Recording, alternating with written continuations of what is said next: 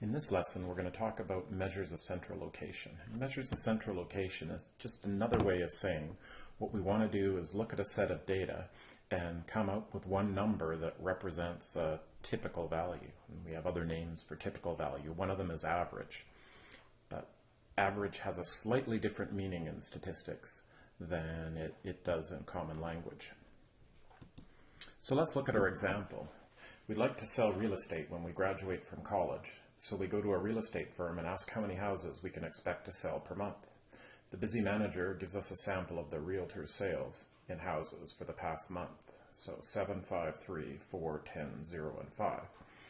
And we have three different measures that we can use as a measure of a typical number of sales. The first one that we're going to look at is something called the mode, then we'll look at the median, and then finally we'll look at the mean. So the first measure we're going to use is something called the mode. And the mode is simply the value or values with the highest frequency.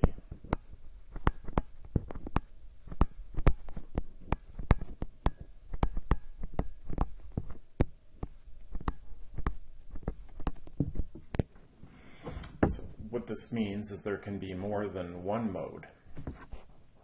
And what also comes out of this, which seems obvious but might not be completely obvious, is if all values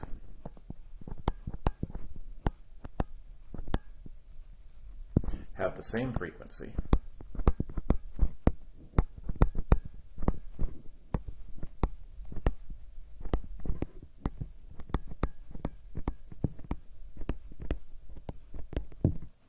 there is no mode.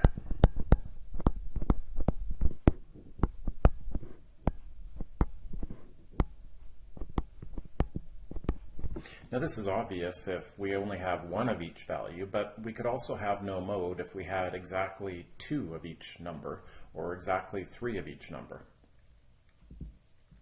So if we look at our data set, 7, 5, 3, 4, 10, 0, 5, the only number that occurs more than once is 5. So that's our mode.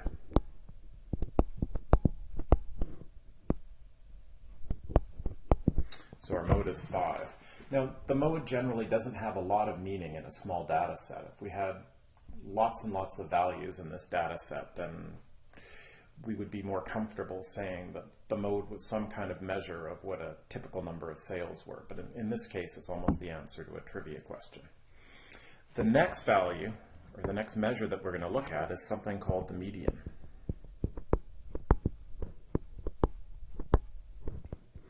And the median is just the middle value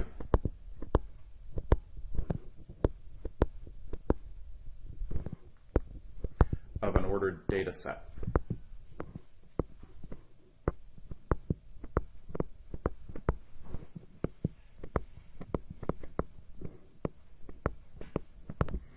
So the first step then is we have to put these values in order.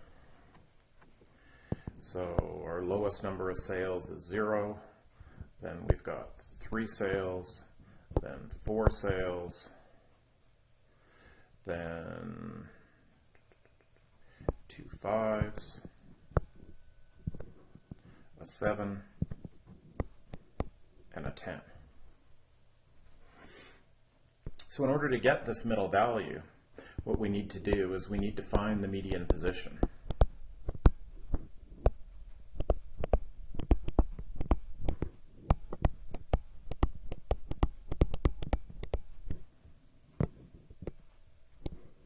And the way we do that is we go n plus 1 over 2, where n is the number of values in the data set.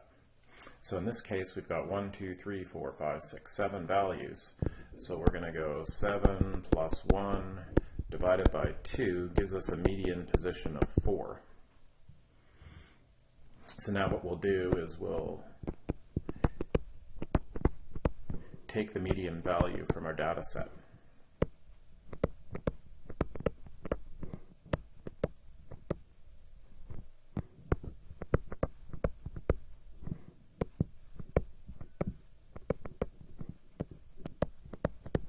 So we're looking for 4. We'll just count. 1, 2, 3, 4. And our median value for this set of data is 5.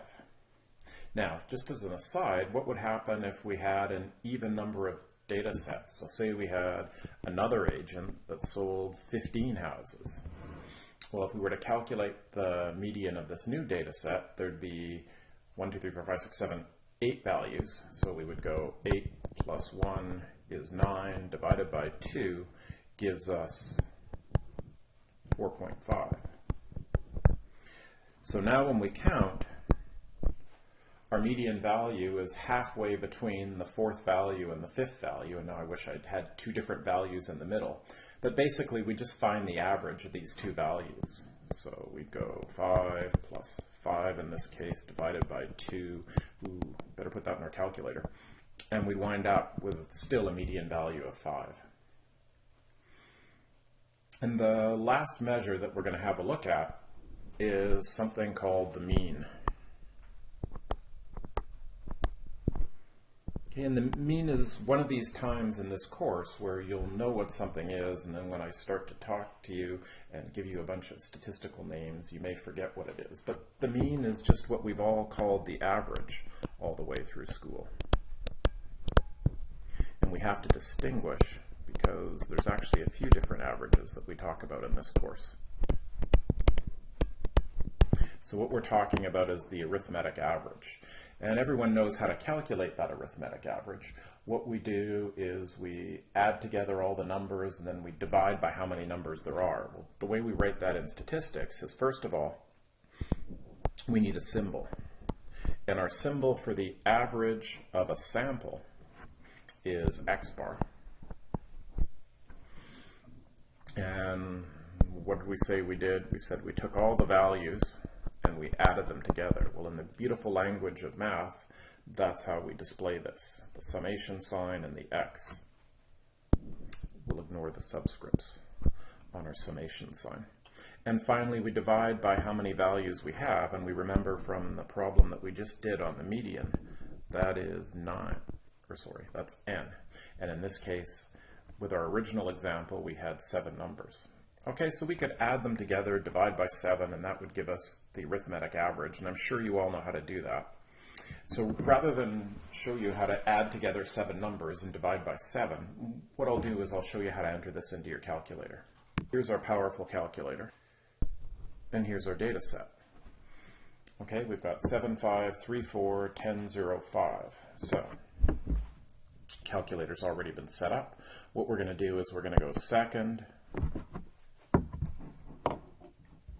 and then we're going to hit data. So see, data's right there above the number 7. And it looks like it's clear, but just in case it's not, you want to clear it. So if you don't clear it and you type over it, it'll be okay if you're entering a larger data set than the one you had before. But if you're not, even if you go in and delete the extra values, it's still not going to give you the right answer. It'll treat those numbers that you deleted as 1.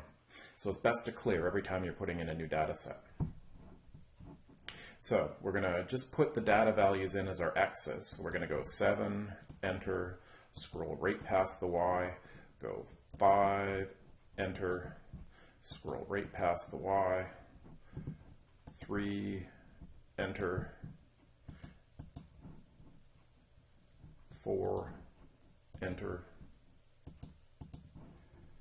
10, enter, 0, enter, and 5, enter. So we've got our 7 values in. Now we're going to go into stat mode. So we go second, stat, and see stats right there above the number 8.